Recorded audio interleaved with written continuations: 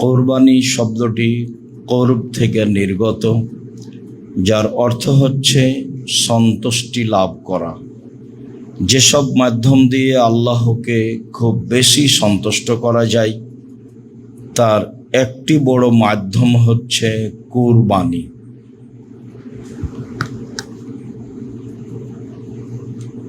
আজ থেকে প্রায় ৫,৫০০ বছর পূর্বে ইরাকের ব্যাবিলন শহরের উর নামক গ্রামে ইব্রাহিম আলাইহিস সালাম জন্মগ্রহণ করেন। তিনি যে কুরবানি করেছিলেন সে কুরবানি আমাদের কুরবানি। যদিও কুরবানি প্রথা আদম আলাইহিস সালাম থেকেই চালু রয়েছে। আদম আলাইহিস সালামের এক ছেলে এক মেয়ে একসাথে জন্ম নিত। আগের ছেলে পরের মেয়ে, পরের ছেলে আগের মেয়ে, এভাবে তিনি বিবাহ দিতেন। সময় আসলে তিনি তার নিয়ম অনুযায়ী বিবাহের ব্যাপারে প্রস্তাব পেশ করলে কাবিল তা প্রত্যাখ্যান করল। কাবিল বলল, আমার সাথে যে মেয়ে জন্ম নিয়েছে আমি তাকে বিবাহ করতে ইচ্ছুক। ইকলিমা দেখতে বেশি সুন্দরী ছিল লিওয়াজার চেয়ে। আদম আলাইহিস সালাম পরিস্থিতি দেখে বললেন, ঠিক আছে, তোমরা দুইজন আল্লাহর দরবারে কুরবানি পেশ করো। যার কুরবানি কবুল হবে সেই ইকলিমাকে বিবাহ করবে। পিতার পরামর্শ অনুযায়ী কাবিল যেহেতু জমি চাষ করত, মর্মে কিছু গম কুরবানি হিসেবে পেশ করল। হাবিল পশু পালন করত, মর্মে একটি দুম্বা কুরবানি হিসাবে পেশ করল। তখন কুরবানি কবুলের পদ্ধতি ছিল আকাশ থেকে আগুন এসে জ্বলে যাবে। হাবিলের দুম্বা পশুটি জ্বলে গেল, কাবিলের গমগুলি থেকে গেল। এতে কাবিল মান সম্মান রক্ষা করতে ক্ষিপ্ত হয়ে গেল। কাবিল বলল, হাবিল, আমি তোকে হত্যা করব।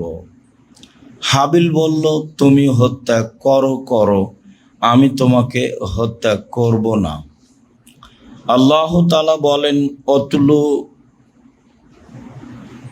ইবনায় আদামা নাবা ইবনায় আদামা বিল হাক্কে। মুহাম্মদ সাল্লাল্লাহু আলাইহি সাল্লাম আপনি আদমের দুই ছেলের সত্য সংবাদ পড়ে দেখুন। ইদ কাররাবা কুরবানান, যখন তারা দুই ভাই কুরবানি পেশ করেছিল।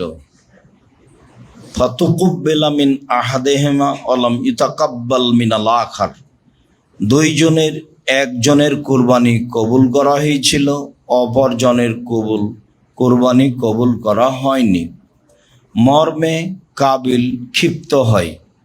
সময়ের গতিতে কাবিল তার ভাই হাবিলকে হত্যা করে। হত্যা করার পরে দেখছে লাশ পড়ে আছে, কি করা যায়। চিন্তা ভাবনা করতে দেখলো দুইটি কাক আসলো, মারামারি করলো। একটা কাক মারা গেল। মরে যাওয়া কাকটিকে জীবিত কাকটি গর্ত খুঁড়ে মাটিতে পুঁতে দিল। কাবিল বুঝলো হাবিলকে কি করতে হবে। গর্ত খুঁড়ে কাবিল হাবিলকে মাটিতে পুঁতে দিল।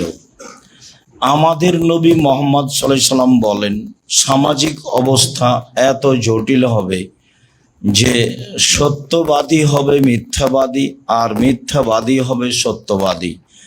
আত্মসাৎকারী হবে আমানতদার, আর আমানত হবে আত্মসাৎকারী।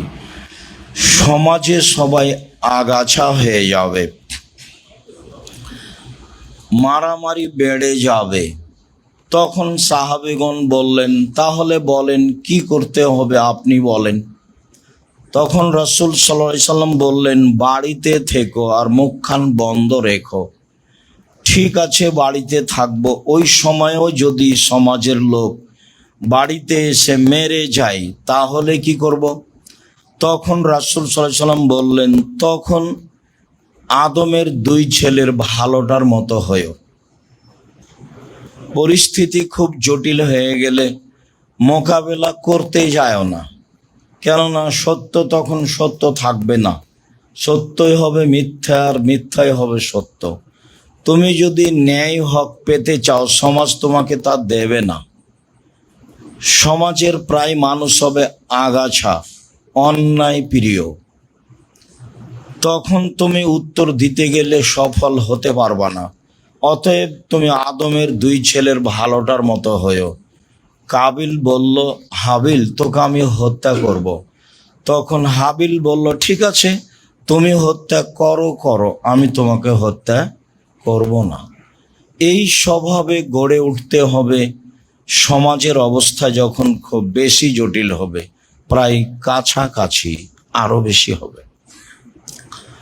সম্মানিত দিনী ভাই বোন, বলছিলাম আমাদের কুরবানি, ইব্রাহিম আলাইসাল্লামের কুরবানি। ইব্রাহিম আলাইসাল্লাম তার স্ত্রী সারাকে নিয়ে এক এলাকা দিয়ে পার হচ্ছিলেন। সেই এলাকায় ছিল স্বৈরাচারী শাসক।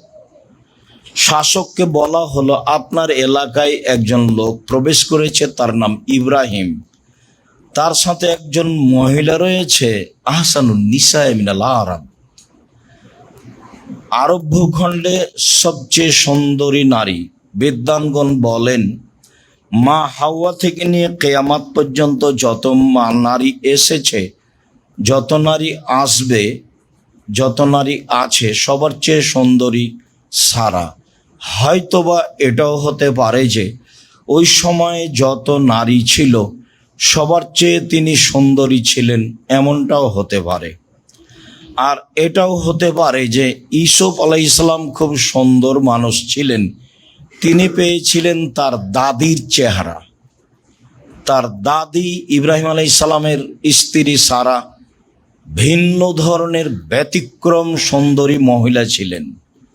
সেই সুবাদেই অনেকদিন পরে নাতি, ছেলের ঘরের ছেলে সুন্দর হতেও পারে। সম্মানিত দিনী ভাই বোন, ইব্রাহিম আলাইহিসসালাম স্ত্রীকে রক্ষা করতে পারলেন না। শেষ পর্যন্ত তিনি সারাকে স্বৈরাচারী শাসকের ঘরে পাঠালেন। সারা ঘরে ঢুকতেই সে হাত বাড়ালো অন্যায়ের উদ্দেশ্যে। সারা বলল, থামেন, আগে ওযু হবে, 2 রাকাত সালাত হবে, তারপরে কোনো কথা। সারা ওযু করলেন, 2 রাকাত সালাত আদায় করলেন, তারপরে বললেন, আল্লাহুম্মা ইন কুনতু আমানতু বিকা ওয়া বিরাসূলিকা ওয়া হাসানতু ফারজি ইল্লা যাওজি। হে আল্লাহ, আমি যদি তোমাকে বিশ্বাস করে থাকি আর তোমার নবী ইব্রাহিমকে নবী বলে মেনে নিয়ে থাকি, আর আমার জীবনে যদি কোনোদিন আমার লজ্জাস্থানকে আমার স্বামী ছাড়া অন্য কাউকে ব্যবহার করতে না দিয়ে থাকি, তাহলে এই নির্জনে এই স্বৈরাচারী শাসক যেন আমার গায়ে হাত লাগাতে না পারে। কথা শেষই হয়নি, স্বৈরাচারী শাসক অজ্ঞান হয়ে মাটিতে পড়ে গেল। সারা বললেন, আল্লাহ, এই সময়ে যদি এ মারা যায় তাহলে আমরা স্বামী স্ত্রী দোষী সাব্যস্ত হব, আটকা পড়ে যাব, তুমি একে মেরে ফেলো না। বুখারী মুসলিমের বর্ণনায় এভাবেও এসেছে যে স্বৈরাচারী শাসক বলল, দেখো সারা, তুমি তোমার প্রতিপালককে বলো আমি ভালো হয়ে গেলে তোমার সাথে অন্যায় করব না। ভালো হয়ে গেল, আবারও অন্যায়ের চেষ্টা করলো, আবারও বলল, আবারও দোয়া করলেন, ভালো হয়ে গেল, আবারও অন্যায়ের চেষ্টা করলো। তৃতীয়বারে বলছে, তোমরা কে আছো? তোমরা তো আমার কাছে শয়তানকে পাঠিয়েছো। সারা কি মানুষ? সারা তো শয়তান, একে নিয়ে যাও। আর হাজেরাকে তার কাজের মেয়ে হিসাবে দিয়ে দাও। মনে রাখা ভালো হবে যে জীবনে উপকার আপনি যার করবেন সে ক্ষতি করতে পারে, এ কথাই ঠিক। ক্ষতি মেনে নিয়ে উপকার করার চেষ্টা করতে হবে। সারা 3বার আল্লাহর দরবারে দোয়া প্রার্থনা করে তাকে রক্ষা করলো। ফলাফলে স্বৈরাচারী শাসক বলছে, তোমরা কে আছো? তোমরা তো এখানে শয়তানকে পাঠিয়েছ। ও সারাকে শয়তান বলে ঘোষণা দিল। বুখারী মুসলিম। সারা কাজের মেয়ে হাজেরাকে সাথে নিয়ে স্বামীর কাছে উপস্থিত হলেন। তিনি বললেন, আল্লাহ স্বৈরাচারী শাসককে সফল করেনি। সে আমাদের একটা কাজের মেয়ে দিয়েছে যার নাম হাজেরা। ইব্রাহিম আলাইসাল্লাম স্ত্রী সারা ও কাজের মেয়ে হাজেরাকে নিয়ে চললেন স্বদেশ।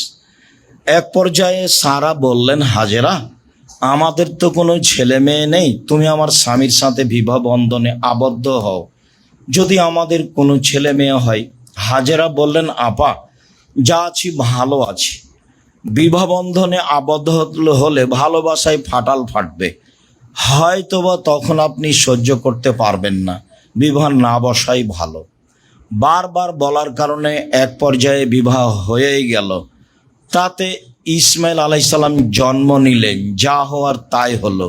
দুইজনের মাঝে ভালোবাসায় ফাটাল ফেটে গেল। ইব্রাহিম আলাইসাল্লাম বললেন, ঠিক আছে, আমি বনেবাস স্বরূপ দুধের ছেলে ইসমাইল এবং স্ত্রী হাজেরাকে কাবা ঘরের পাশে রেখে আসব। মর্মে তিনি চললেন নিয়ে।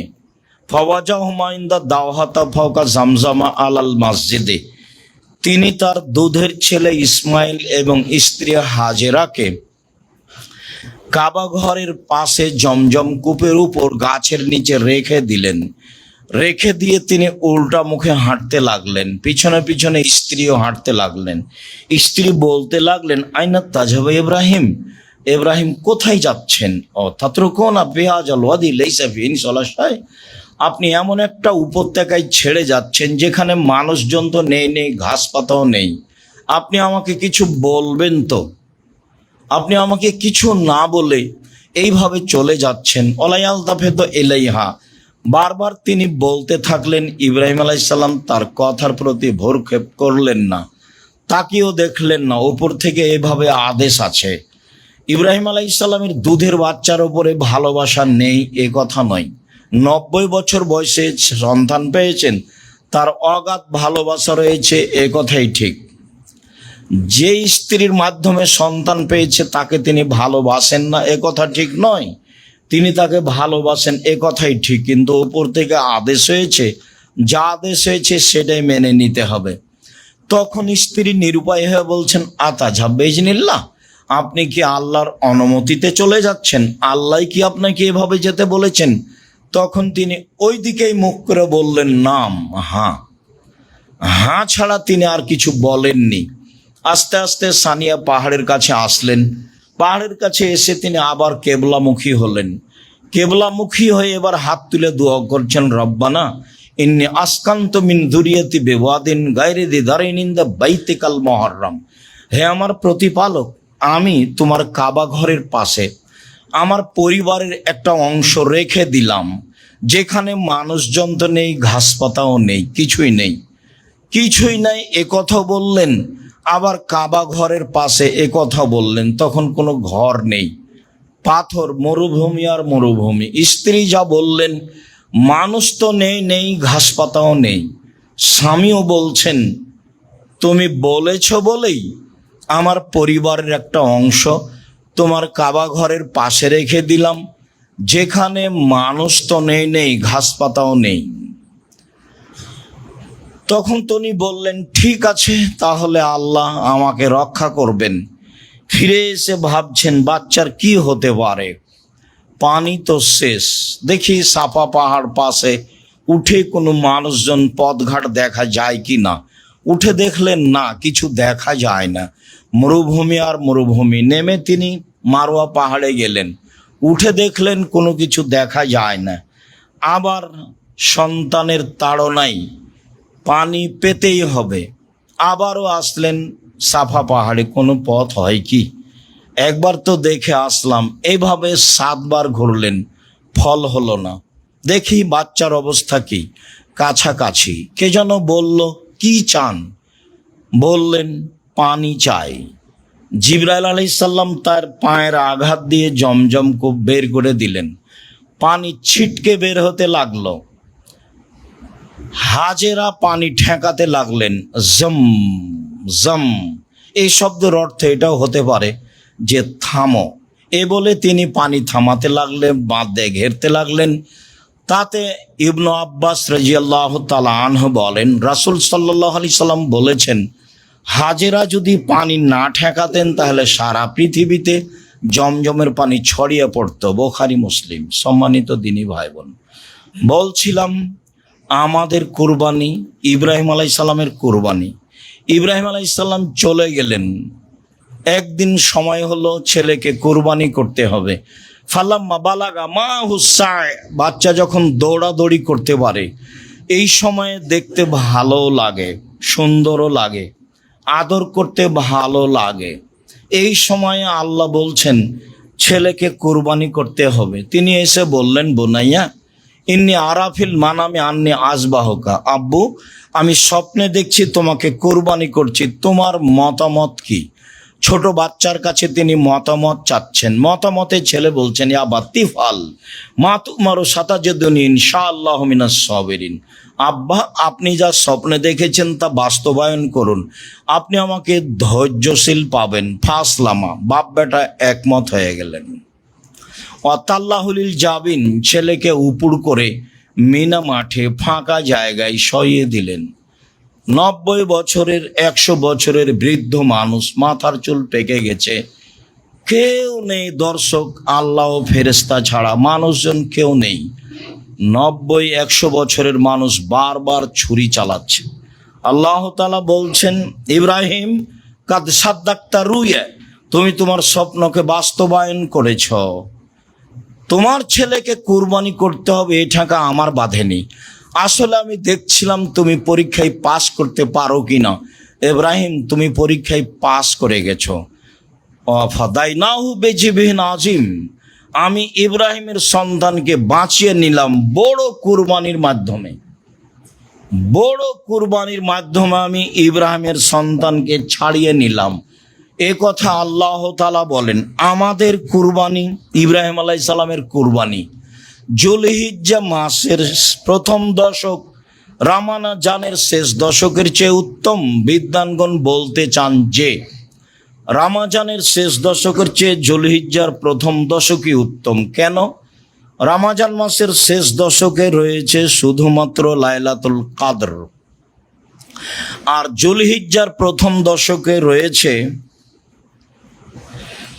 কুরবানি, বড় মাধ্যম আল্লাহকে সন্তুষ্ট করার। আরাফার মাঠ, ব্যতিক্রম স্থান, আর রয়েছে হজ।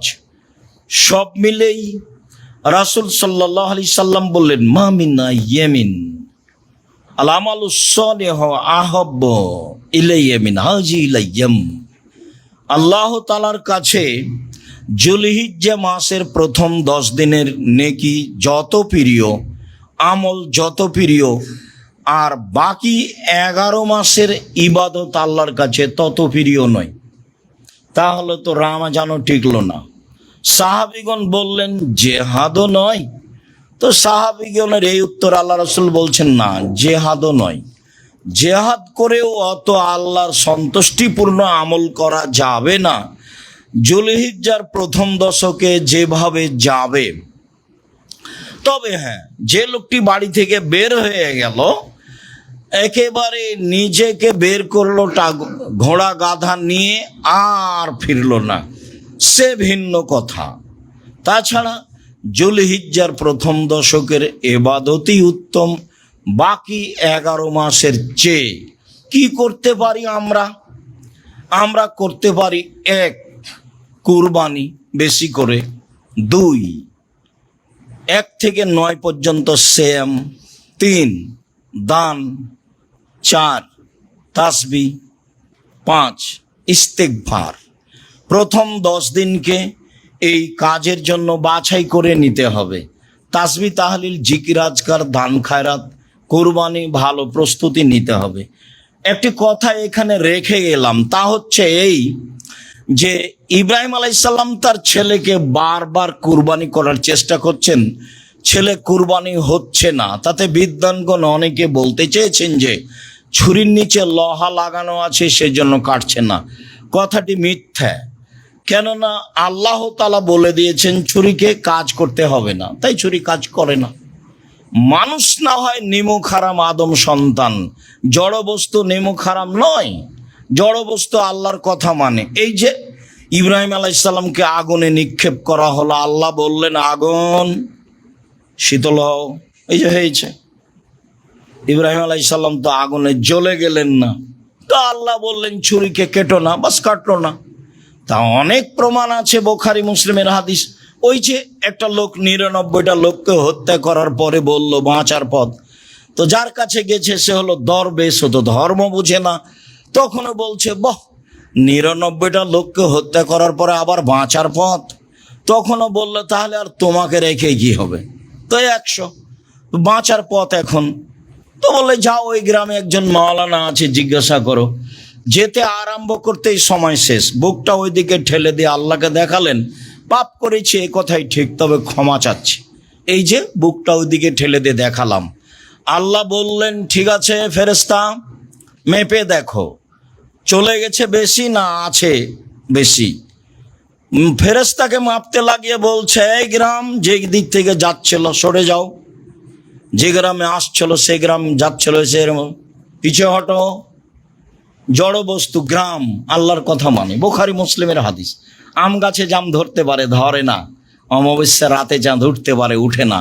শুঁয়ের ছিদ্র দিয়ে লাঙ্গলের ফা ঢুকতে পারে, ঢোকে না। এগুলো ঘটে যেতে পারে। বুখারী মুসলিম মানে সন্দেহ আছে বলে কিয়ামত পর্যন্ত চেষ্টা করলে ফল হবে না, যা আছে তাই থাকবে। 10,000 বছর পরে যদি মানুষ যন্ত্রের মাধ্যমে রাসূলের কথা সবই ধরে ফেলে, আর সেই কথা যদি বুখারী মুসলিমে মিল না খায়, তাহলে সেই যন্ত্র ভুল করেছে বলে প্রমাণ হবে। এই কথা মিথ্যা প্রমাণ হবে না, তার নাম বুখারী মুসলিম। জড়বস্তু আল্লাহর কথা মানে। ওই যে একটা লোক বলল বেটা আমি এত বড় পাপী, আল্লাহ যদি ধরতে পারে তাহলে আমাকে খুব শাস্তি দিবে। এরকম শাস্তি কাউকে দেবে না। অতএব আমি মারা গেলে আগুন দিয়ে জ্বালিয়ে অর্ধেক চাই পানিতে ফেলে দিও, অর্ধেক চাই মাটিতে ফেলে দিও, আল্লাহ যেন ধরতেই না পারে। তো ছেলেরা তাই করলো। আল্লাহ বলছেন বাতাস ছাই জমা করে দাও, দিল। বা মাটি ছাই জমা করে দাও। আল্লাহ বললেন মানুষ তৈরি করে কেন এই আদেশ করেছ? তোমার ভয়ে করেছি, আর তুমি ভালো জানো। আসলে আমি রূপক ভাবে করেছি, তোমার ভয়ে করেছি, এটা তুমি ভালো জানো।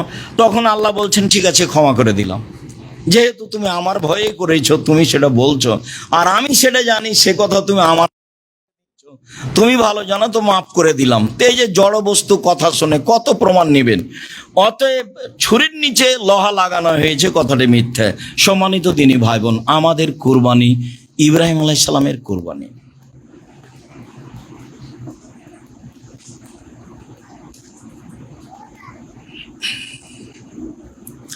আলহামদুলিল্লাহ ওয়াহদা ওয়াসসালাতু ওয়াসসালামু আলা মান লা নাবিয়্যা বাদা। আবু হুরায়রা রাদিয়াল্লাহু তাআলা আনহু বলেন, রাসূল সাল্লাল্লাহু আলাইহি ওয়াসাল্লাম বলেছেন, মান কানা লাহু সাওলা মিযাহি ফালা ইয়াকরাবান্না মুসাল্লানা। কারো যদি টাকা পয়সা থাকে, সে যদি কুরবানি না করে, তাহলে সে যেন আমার ঈদগাহের মাঠে না আসে। এর অর্থ এই নয় যে কুরবানি ফরজ। কুরবানি একটি সুন্নাতে মুআক্কাদা, গুরুত্বপূর্ণ সুন্নাত। করা ভালো, না করলে গুনাহগার হবে মানুষ, এ কথা নয়। আবু বকর সিদ্দিক রাদিয়াল্লাহু তাআলা, ওমর রাদিয়াল্লাহু তাআলা মাঝে মধ্যে করতেন না, মানুষ যেন ফরজ মনে না করে। আল্লাহকে সন্তুষ্ট করার একটি বড় মাধ্যম কুরবানি। আনাস রাদিয়াল্লাহু তাআলা আনহু বলেন, যাহা রাসূলুল্লাহ সাল্লাল্লাহু আলাইহি ওয়াসাল্লাম কাবশাইনে আমলাহাইনে আকরানাইনে। আমি রাসূল সাল্লাল্লাহু আলাইহি সাল্লামকে দেখলাম, তিনি 2টি ভেড়া জবে করলেন। তা ছিল সাদা কালো, তা ছিল সিংওয়ালা। তিনি নিজে হাতে জবে করলেন। তিনি তার চলের উপরে পা চাপিয়ে দিলেন, তারপরে বললেন বিসমিল্লাহ আল্লাহু আকবার। এইভাবে তিনি কুরবানি করলেন। আবু হুরায়রা রাদিয়াল্লাহু তাআলা আনহু বলেন, কানা নবী সাল্লাল্লাহু আলাইহি সাল্লাম ইজা আরাদা ইজাহিয়া। আল্লাহ রাসূল কুরবানির ইচ্ছা পোষণ করলে তিনি ইস্তারা কাবশাইনে, একতা 2টি ভেড়া কিনলেন। সামি নাইনে মোটা তাজা, আজি মাইনে খুব বড়, আমলা হাইনে শিং সাদা কালো, আকরা নাইনে শিং অলা, মজু আইনে অন্ডকোষ বের করা। জাবাহ আহাদাহুমা মিন মোহাম্মদ ও আলে মোহাম্মদ। 2টার একটা জবে করলেন তার জন্য এবং তার পরিবারের জন্য। ইবনু মাজাহ হাদিস সহিহ। পরিবারের পক্ষ থেকে অন্তত একটি কুরবানি করতে হবে মর্মে যখন হাদিস পেশ করব, কিছুক্ষণ পরে তখন এই হাদিস আবারও আসবে। সম্মানিত দিনী ভাই বোন, কুরবানি। জাবের রাদিয়াল্লাহু তাআলা আনহু বলেন, লা তাসবাহ ইল্লা মুসিন্না, তোমরা দাঁত ছাড়া কুরবানি করো না। পশু কেনার সময় দাঁত দেখতে হবে জরুরি, দাঁতেছে কি না, দাঁত আছে কি না। সাধারণত ছাগল দাঁতে 1 বছরে, গরু দাঁতে 2 বছরে, উট দাঁতে 5 বছরে, আর মানুষ দাঁতে 7 বছরে। এটা সাধারণত একটা সময়। তবে 1 বছর হলেই ছাগল কুরবানি করতে হবে কথা তা নয়, দাঁত হতে হবে, এ কথাই ঠিক। জাবের রাদিয়াল্লাহু তাআলা আনহু বলেন, রাসূল সাল্লাল্লাহু আলাইহি সাল্লাম বলেছেন, আল বাকরাতুন সাবাতিন আল জাজুরান সাবাতিন, গরু 7 জনের পক্ষ থেকে, উট 7 জনের পক্ষ থেকে। আব্দুল্লাহ ইবনে আব্বাস রাদিয়াল্লাহু তাআলা আনহু বলেন, কুন্না মান নবী সাল্লাল্লাহু আলাইহি সাল্লাম ফি সাফারিন, আমরা একদা সফরে ছিলাম রাসূলের সাথে। ফাহাজার আল আজহা, কুরবানির সময় চলে আসলো। ইস্তারাকনা, আমরা অংশগ্রহণ করলাম। ফিল বাকারাতে সাবাতুন, গরুতে 7 জন, অফিল বাইরে আসারা, আর উটে 8 জন, 10 জন। সম্মানিত দিনী ভাই বোন, অত্র সহিহ হাদিসে বোঝা যায়, বুখারী মুসলিমের হাদিসে, যে ভাগে কুরবানি চলে। তো ভাগে কুরবানি চলে এর অর্থ কি এইটা যে 7 পরিবারের পক্ষ থেকে 7 জন আর 7 পরিবার এক নয়, 7 জন আর 7 পরিবার এক নয়, 7 জন আর 7 পরিবার এক নয়, 7টা পরিবারের পক্ষ থেকে একটা গরু কুরবানি করতে হবে। এমন হাদিস আমার এই লম্বা সময়ের তদন্তে বের করতে পারিনি। 97 সাল থেকে ফতোয়া তদন্ত করি, এই যাবৎ মাঠে আছি। এই লম্বা সময়ে আমার তদন্তে আমার সামনে বড় বড় বিদ্বানগণ বসে থাকেন, তাতে একটি গরুতে 7টি পরিবার অংশগ্রহণ করতে পারবে এমন হাদিস আমরা অবগত হতে পারিনি। সম্মানিত দিনী ভাই বোন, আর একটি কথা আপনাকে স্পষ্ট করতে চাই যে আহলে হাদিসের একজন শীর্ষস্থানীয় অনেক বড় মাওলানা ছিলেন। 1960 সালে তিনি মারা যান, মাওলানা আব্দুল্লাহ কাফি আল কুরাইশি রাহিমাহুল্লাহ। তিনি ফতোয়া মাসাইল বইয়ে বলছেন, একটি গরুতে 7টি পরিবার অংশগ্রহণ করতে পারবে এমন হাদিস আমি আব্দুল্লাহ কাফি আল কুরাইশি অবগত নই। ওই কথাটাই আমরা এই শতাব্দীতে জানাচ্ছি যে একটি গরুতে 7টি পরিবার অংশগ্রহণ করতে পারবে এমন হাদিস আমরা অবগত নই। ধমক দাপট ভিন্ন জিনিস, দলিল ভিন্ন জিনিস। 7 আর 7 পরিবার এক নয়। কত দাপটের মানুষ আছে, কে বলেছে ভাগে কুরবানি চলবে না বলে একটা কিছু বলছে সমাজকে। আপনি কুরবানি আল্লাহর সন্তুষ্টির জন্য করেন, কুরবানি দেখে করেন, দেখে কিনেন, আল্লাহকে সন্তুষ্ট করার জন্য করেন। যেসব মাধ্যম দিয়ে আল্লাহকে বড় সন্তুষ্ট করা যায় তার একটি বড় মাধ্যম হচ্ছে কুরবানি।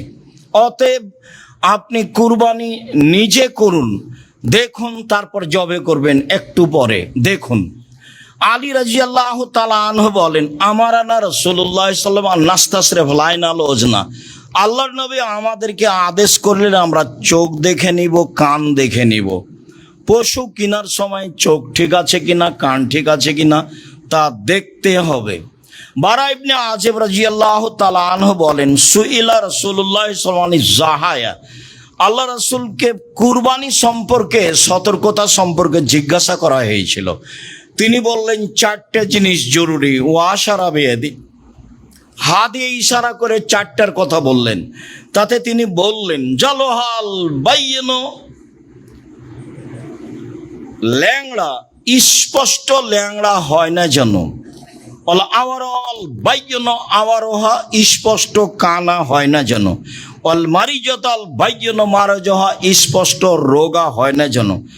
আজফলা তানকা, আর গায়ে গোস্ত নেই এমন হয় না যেন। 1, স্পষ্ট ল্যাংড়া হয় না যেন।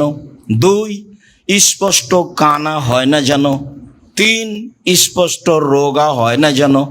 4, গায়ে গোস্ত থাকে যেন। 5, কান ঠিক থাকে যেন। 6, আপনার চোখ ঠিক থাকে যেন, এগুলো দেখে কিনতে হবে। একাধিক সহিহ হাদিস যা প্রমাণ করে। কিনে নিয়ে আসার পরে নিখুঁত কিনে নিয়ে এসেছেন, তারপরে ত্রুটি ঘটেছে, সমস্যা নেই। কিনেই নিয়ে এসেছেন খুঁতপূর্ণ, আবার বিক্রি করতে হবে, আবার বিক্রি করে ভালো কিনতে হবে, মোটা তাজা কিনতে হবে, গায়ে গোস্ত আছে দেখে কিনতে হবে, দাঁত দেখে কিনতে হবে, চোখ দেখে কিনতে হবে, ভালো লেজ আছে, পা ঠিক আছে, সব ঠিকঠাক মোটা তাজা দেখে কিনতে হবে। আল্লাহকে সন্তুষ্ট করার জন্য কুরবানি করতে হবে।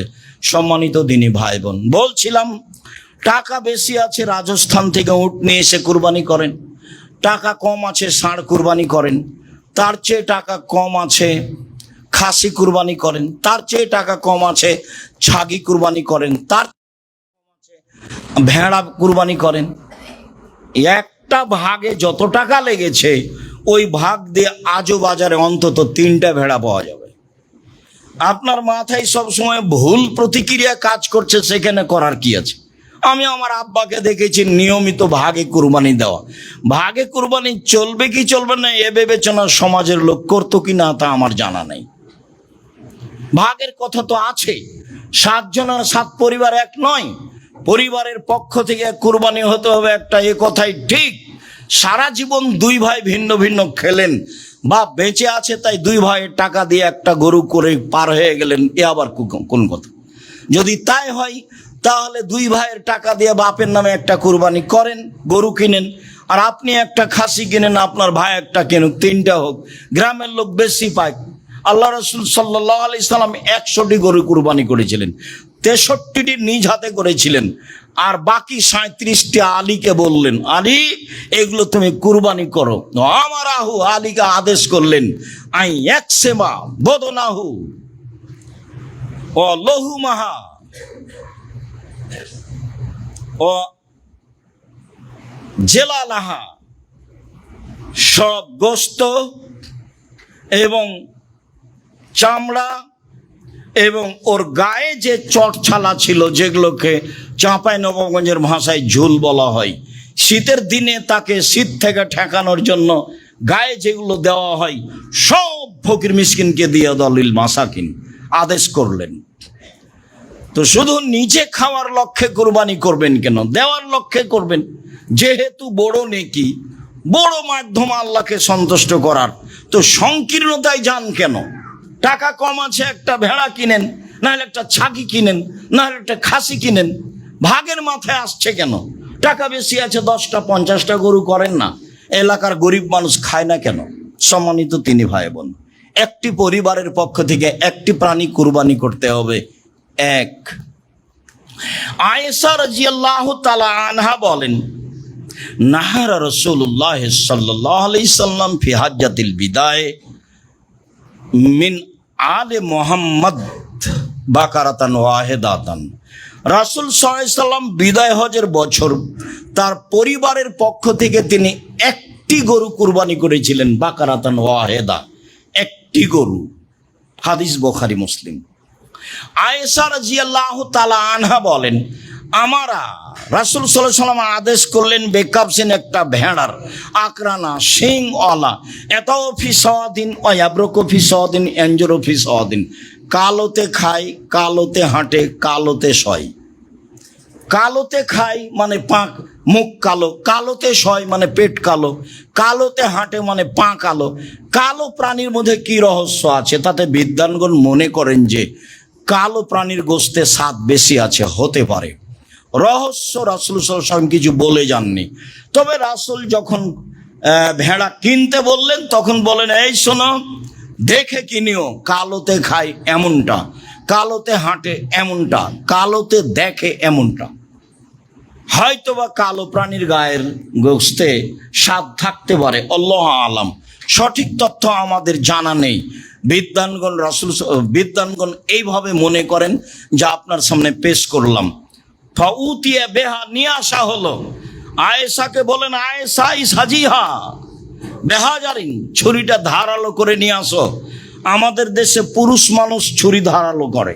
আল্লাহর নবী আয়েশাকে বলছেন, আয়েশা ছুরিটা ধারালো করে নিয়ে আসো। স্ত্রীর নাম ধরে ডাকা ভালো। আর একটু আগে অবগত হলেন স্ত্রী স্বামীর নাম ধরে ডাকছেন, ইব্রাহিম কোথায় যাচ্ছেন, ইব্রাহিম কোথায় যাচ্ছেন, ইব্রাহিম কোথায় যাচ্ছেন। ইব্রাহিম আলাইহিস সালামের স্ত্রী তার স্বামীর নাম ধরে ডাকতে পারে, আপনার পারে না? আপনি আবার ইব্রাহিম আলাইহিস সালামের চেয়ে সম্মানী কখন হলেন যে আপনি বলছেন যে নাম ধরে ডাকা বেয়াদবি? নাম ধরে ডাকা বেয়াদবি, বলাই বেয়াদবি। নাম ধরেই ডাকতে হবে, এটাই ঠিক। স্বামী স্ত্রীর নাম ধরে ডাকলে বরং খুশি হয়। একটু আদেশ করবেন, খালি মুখখান ভারী করে গরম হয়ে থাকিন না। গরম হয়ে থাকলে অত অভিমান করলে পূরণ হবে না, তখন শেষা হয়ে তালাক। অত অভিমান করেন কেন? পানি ঢেলে দেয়নি সেই অভিমান, বিছনা ঠিক করে দেয়নি সেই অভিমান, এই করেনি সেই অভিমান, ওর শ্বশুর টাকা পয়সা দেয়নি সেই অভিমান। এত অভিমান বইয়ের উপরে করেন কেন? আদেশ করেন, খালেদা এইদিকে শোনো, এক গ্লাস পানি নিয়ে আস, খুশি হয়ে যাও। নাম ধরে ডাকেন, অভিমান কম করেন। বরং ও মহিলা মানুষ আপনার উপরে অভিমান করতে পারে, যদিও অভিমান করলে ক্ষতি হয়। আমি বলেছি মহিলা মানুষ হিসাবে 3টা কাজ জরুরি। 1, অভিমান করবে না। 2, প্রতিবাদ করবে না। 3,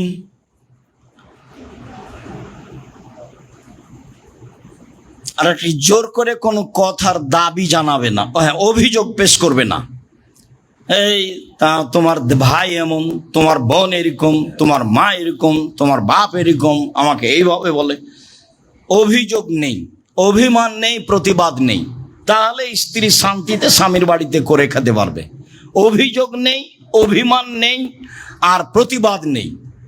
যা হচ্ছে হবে, চুপচাপ থাকতে হবে, সব গায়ে সহ্য করে নিতে হবে। যা বললো বললো, দেবরে বললো বললো, ভাসুরে বললো বললো, শ্বশুরে বলেছে বলেছে, গাও কেটে গেছে নাকি?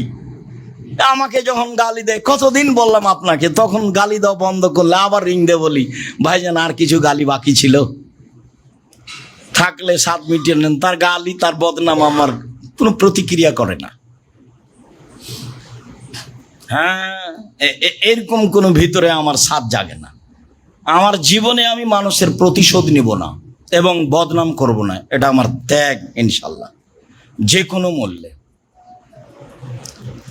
সম্মানিত দিনী ভাই বোন, বলছিলাম এইবার আয়েশা রাদিয়াল্লাহু তাআলা আনহা ছুরি ধারালো করে নিয়ে এসে দিলেন। আয়েশা বলছেন যে দেখলাম তিনি প্রাণীটা ফেলে দিলেন, চুয়ালের উপরে পা চাপালেন, তারপরে বলছেন আল্লাহুম্মা তাকাব্বাল মিন মুহাম্মদ ওয়া আলি মুহাম্মদ, হে আল্লাহ তুমি এটা কবুল করো মুহাম্মাদের পক্ষ থেকে, তার পরিবারের পক্ষ থেকে। বিসমিল্লাহ, আল্লাহু আকবার। আল্লাহর নামে আল্লাহ সবচেয়ে বড়, জবে করলেন। এই যে পরিবারের পক্ষ থেকে, বুখারী মুসলিমের হাদিস। আগেরটা ছিল, এটাও বুখারী মুসলিমের হাদিস। মেখনাফ ইবনে সুলাইম বলছেন কুল্লামা নবী সাল্লাল্লাহু আলাইহি সাল্লাম আরাফা বে আরাফা ওকুফান, আমরা রাসূলের পাশে আরাফার মাঠে দাঁড়িয়েছিলাম। তিনি আরাফার মাঠে এক ঐতিহাসিক বক্তব্য দিলেন। ঐতিহাসিক বক্তব্যে তিনি অনেক কথা বললেন। এক পর্যায়ে বললেন, ইয়া ইউহান্নাস, জনগণ মনে রেখো, আলা ইন্না লিকুল্লি আহলি বাইতিন ফি কুল্লি আমিন উজিয়া, প্রত্যেকটা পরিবারের পক্ষ থেকে অন্তত একটি প্রাণী কুরবানি হতে হবে প্রতি বছর। জনগণ মনে রেখো, প্রত্যেকটা পরিবারের পক্ষ থেকে অন্তত একটি প্রাণী কুরবানি হতে হবে প্রতি বছর। পরিবার কাকে বলে? ভাত ভিন্ন যেখানে, পরিবার ভিন্ন সেখানে। অ্যাকাউন্ট ভিন্ন আছে 2 ভাইয়ের, চাকরি করে ভিন্ন, আর কুরবানিতে বলছে 2 ভাই একসাথে। আপনি বুঝেন তো, আল্লাহ বুঝে না? সারা জীবন তো ইনকাম ভিন্ন ভিন্নই করলেন, অ্যাকাউন্ট তো ভিন্নই আছে। তো হ্যাঁ করেন, 2 ভাইয়ের টাকা দিয়ে বাপের নামে একটা গরু কিনেন না, 2 ভাইয়ের 2টা করেন, বেশি কুরবানি করেন, নেকি বেশি হবে। আল্লাহ রাসূল একাই 100টা করলেন, তা আপনি 5-7টা করেন, 10টা। ছোট মন কেন? আরে তাহলে তো গরিব মানুষ বেশি গোস্ত নিবে, বাজারে বিক্রি করবে, করুক না, তাতে আপনার হিংসাটা কেন হচ্ছে? এইটা কেন? আতা ইবনে ইয়াসার বলছেন, আমি আবু আইয়ুব আনসারীকে বললাম, কাইফা কানাতিজ যাহায়া ফি আহাদি রাসূলিল্লাহ সাল্লাল্লাহু আলাইহি ওয়াসাল্লাম। ও আবু আইয়ুব আনসারী, বিশিষ্ট সাহাবী, রাসূলের যুগে কুরবানি কেমন ছিল? তিনি বলছেন, কানার রাজুল ইউজাহি বিসাতান ওয়ানা আহলে বাইতিহি। রাসূলের যুগে পরিবারের মালিক তার পক্ষ থেকে এবং তার পরিবারের পক্ষ থেকে একটি ভেড়া কুরবানি করতেন, এখন নইতে মোনা, খেতেন ও খাওয়াতেন, খেতেন ও খাওয়াতেন। এই যে 4-5টা হাদিস আপনার সামনে পেশ করলাম, পরিবারের পক্ষ থেকে অন্তত একটি প্রাণী কুরবানি করতে হবে। এইটা আপনাকে আবারও বলছি যে আপনি বৈধ পয়সা দিয়ে অন্তত পরিবারের পক্ষ থেকে একটি প্রাণী কুরবানি করেন। বেশি টাকা আছে উট করেন, তারপরে গরু করেন, না হয় খাসি করেন, না হয় ছাগি করেন, না হয় ভেড়া করেন। আকিকার সাথে কুরবানির কোনো সম্পর্ক নেই, আকিকার সাথে কুরবানির কোনো সম্পর্ক নেই। আকিকা হচ্ছে পিতার জিম্মেদারি, পিতাকে দিতেই হবে। জন্মের 7ম দিনে আকিকা দিতে হবে। 14 দিনে চলে না, 21 দিনে চলে না, জীবনে একদিন চলে না। মতামতে হাদিস একটাও ঠিক নয়। 7ম দিনেই আকিকা দিতে হবে, আপনি দিতে বাধ্য। কানা দেন, খোড়া দেন, ল্যাংড়া দেন, আধা মরা দেন, দেন। 500 টাকা দিয়ে কিনেন, 300 টাকা দিয়ে কিনেন, 5000 দিয়ে কিনেন, যেটা আপনার অনুকূলে হয়। ছেলের জন্য 2টা, মেয়ের জন্য একটা করেন। এটাও না হলে আপনি ছেলের জন্য একটা, মেয়ের জন্য একটা করেন। আপনি আকিকা দেন। আকিকার গোস্ত আপনার নিজস্ব গোস্ত, আপনি খাবেন না আরেকজনকে খাওয়াবেন, সেটা আপনার ব্যাপার। থাকলো কুরবানি, তখন আল্লাহ রসুল বলছেন যে ফাকুল ওয়াতিমুল বায়েসাল ফাকির, পৃথিবীর মানুষ কুরবানির গোস্ত তোমরা খাও এবং অসহায় দুস্থ গরিব মানুষকে খেতে দাও। আদেশ, কুরবানি নেকির কাজ, আদেশ পালন করতে হবে, নিজে খেতে হবে এবং ফকির মিসকিন অসুস্থ মানুষকে, অসহায় মানুষকে খাওয়াতে হবে। রাসূল সাল্লাল্লাহু আলাইহি সাল্লাম বলেন কুলু ওয়াদ্দাখির ওয়াতিমুল বায়েসাল ফাকির, কুলু ওয়াদ্দাখির ওয়াতিমু, পৃথিবীর মানুষ তোমরা কুরবানির গোস্ত খাও, জমা রাখো, দুস্থ গরিবদের খাওয়াও। কুরবানির গোস্ত ফ্রিজে রেখে লম্বা সময় খেতে পারেন।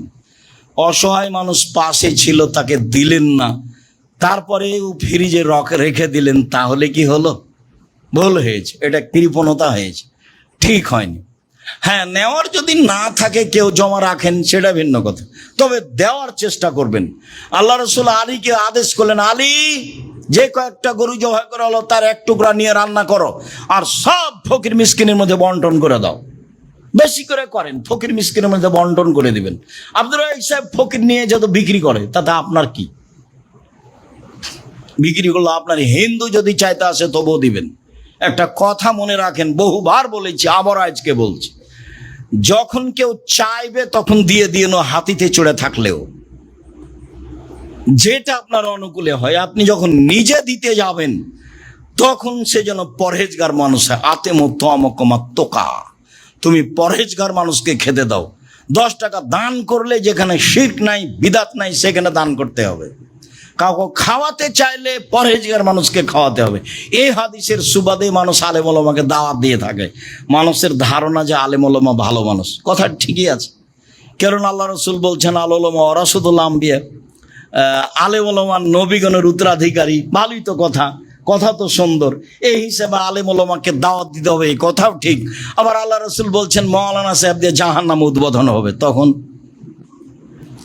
মৌলানা সাহেবকে দিয়ে যদি জাহান্নাম উদ্বোধন হয়, তাহলে তা আপনাকে বিবেচনা করতে হবে। মাছ দিয়ে ভাত খেলে কাঁটা ফেলে খান, বুদ্ধি তো আছেই। তো আলেম বলছে আসলেই তা আপনি একটু ভেবে দেখলেই হবে, একটু জিজ্ঞাসা করলেই হবে। থুথির জোর সেই বক্তা, আসলেই কি তাই? আলেম ওলামা মানুষ আছে, পরহেজগার মানুষ আজও আছে। বিবেচনা করে, চিন্তা ভাবনা করে একটু দিনের কাজ করবেন। খুতবার শেষে চলে আসলাম, সম্মানিত দিনী ভাই বোন। খুতবার শেষে আপনাকে বলছি, জুলহিজ্জার 1 তারিখ থেকে 9 পর্যন্ত সিয়াম রাখার প্রাণপণে চেষ্টা করতে হবে। 11 মাসের যে কোনো দিনের ইবাদতের চেয়ে জুলহিজ্জার প্রথম দশকের ইবাদত আল্লাহর কাছে অনেক অনেক অনেক বেশি প্রিয়। হাদিস তো বুখারী মুসলিম।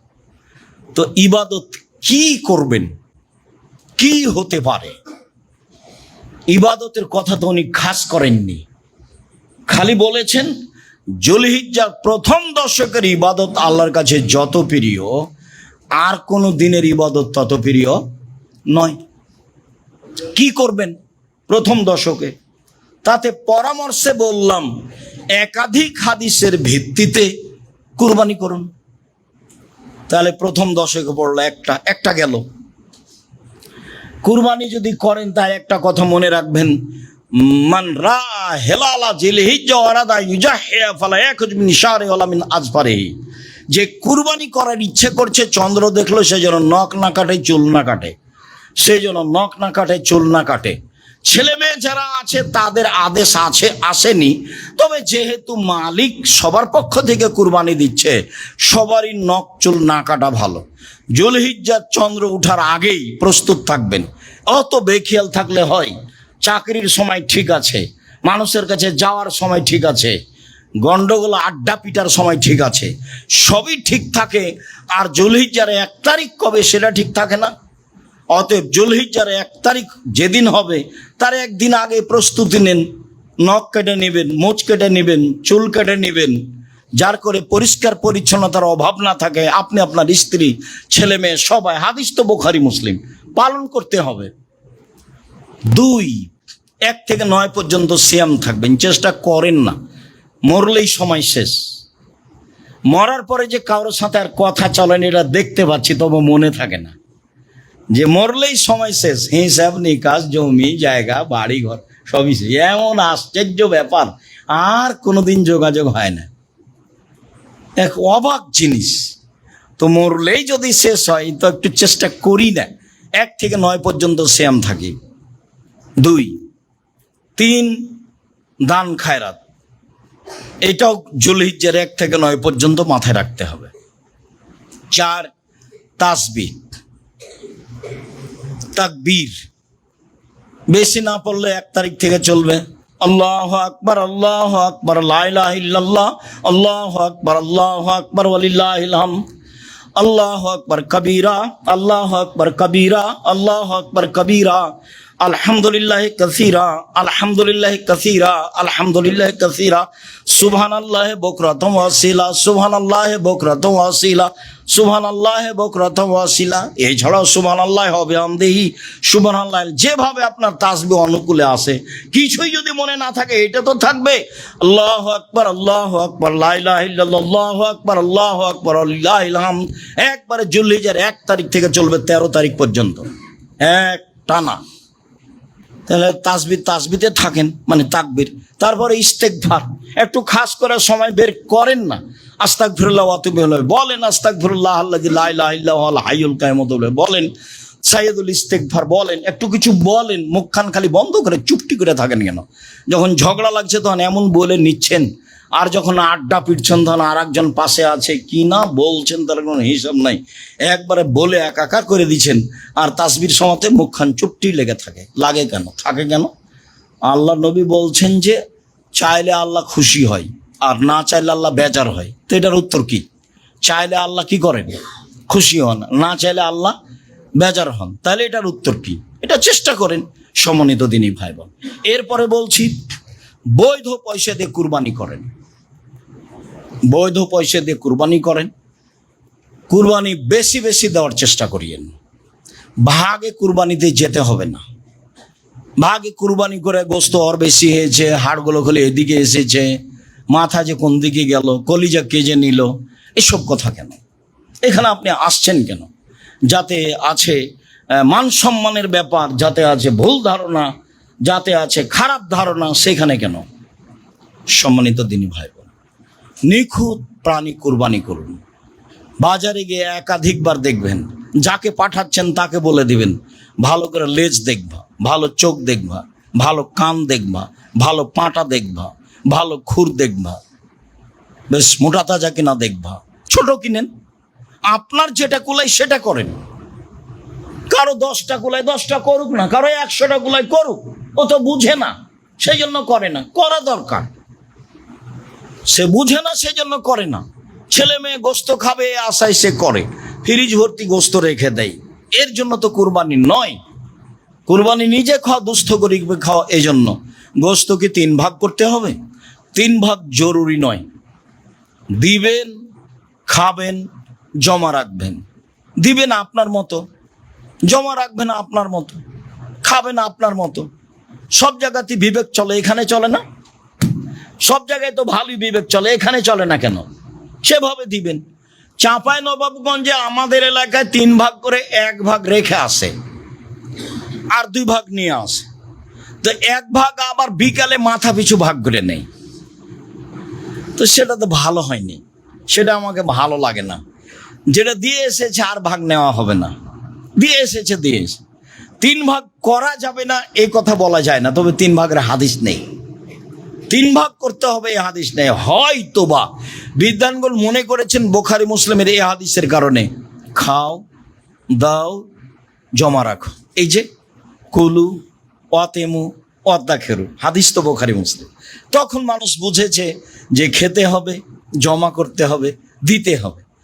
দিতে হবে বলতে চাঁপাইনবাবগঞ্জের লোক বুঝেছে যে এই গোস্ত মেয়ের শ্বশুর বাড়ি দিতে হবে, ছেলের শ্বশুর বাড়ি দিতে হবে, আত্মীয়তা বজায় রাখতে হবে।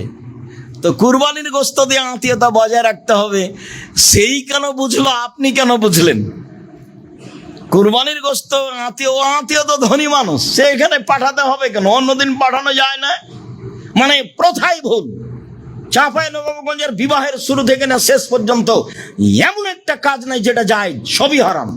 আমার জানা অনুপাতে একটা জায়েজ নয়। চট্টগ্রাম আরো দূরে আছে, বিবাহের নিয়ম কানুনই তারা শিখেনি কোনোদিন। বাকিগুলোর খবর আমার জানা নেই, তবে উকিল বাপ হারাম, এটা আপনি মনে রাখবেন। হারাম, উকিল বাপ হারাম। উকিল বাপ আবার কিসের? বাপকে মেরে ফেলে উকিল বাপ করতে হবে। উকিল বাপ কেন এখানে?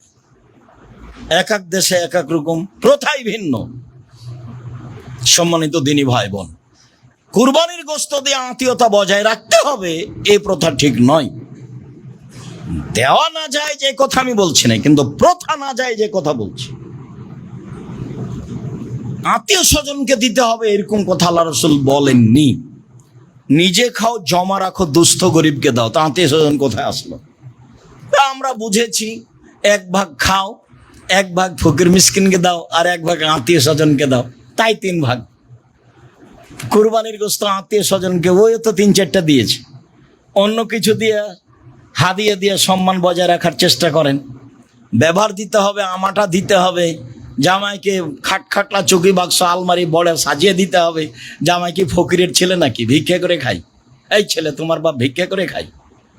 হ্যাঁ, তুমি শ্বশুরের কাছে নিয়েছো কোনো কিছু, আগামীকাল সন্ধ্যা হতে যা কিছু নিচে সব ফেরত দিবা। মোটর সাইকেল তোমার শ্বশুর তোমাকে দিয়েছে কেন? আমার শ্বশুর সাত করে দিয়েছে। তোমার শ্বশুর ফকিরকে একটু সাত করে দিতে পারে না সাইকেলটা? হ্যাঁ, তোমার ভিতরে এত দুর্বল গতি কেন? একটু আব্দুল্লাহর শ্বশুর দেখতো কিছু দেখি, আব্দুর রহমানের শ্বশুর কিছু দেখতো দেখি, সাহসই রাখে না, বলাই সাহস করতে পারেন, দেওয়া তো বহু দূরের কথা, কথাই তুলতে পারবে না, কথাই হিসাব করতে পারবে না, ভাবাই কঠিন আছে। সম্মানিত দিনী ভাই বোন, নিজের জন্য দোয়া করুন, জামিয়া সালাফের জন্য দোয়া করুন, জুলহিজ্জায় দানের হাত প্রশস্ত করুন। দানের ব্যাপারে আপনাদেরকে আমি কৃপণ দেখতে পাই, আমি আপনার উপর দোষ চাপাতে চাচ্ছি না, তো কেন জানি আমাকে খুব একটা ঘাটতি লাগে। বারবার বলি আমি, খালি হাতে আসেন কেন? দাওয়াত সেন্টার ব্যয়বহুল খরচের জায়গা, জামিয়া সালাফতে আছেই। তো আপনি 100 টাকা হাতে করে আসবেন, 7 দিন পরে আসছেন, 50 টাকা হাতে করে আসবেন, 7 দিন পরে আসছেন, 500 টাকা হাতে করে আসবেন, 7 দিন পরে আসছেন। এটা তো আপনাকে আমি মাথায় নেওয়ার জন্য বলছি। জুমার দিন খালি হাতে আসবেন না, কোটাটা যেন আপনার খালি হাতে না যায়। আলিয়াদুল উলিয়া খায়রুম নিয়াদিস সবলা, দেওয়া হাত ভালো নেওয়া হাতের চেয়ে। জরুরি মনে করে নেবেন জীবনে যে কিছু দিয়ে যেতে হবে, এটাই ঠিক। চাইলো সেই জন্য দেবে কথা নয়, একটা গুরুত্বপূর্ণ ইবাদত, এটা মাথায় রাখবেন। সকল দিনই ভাই বোনকে বৈধ পয়সা দিয়ে কুরবানি করার আন্তরিকভাবে অনুরোধ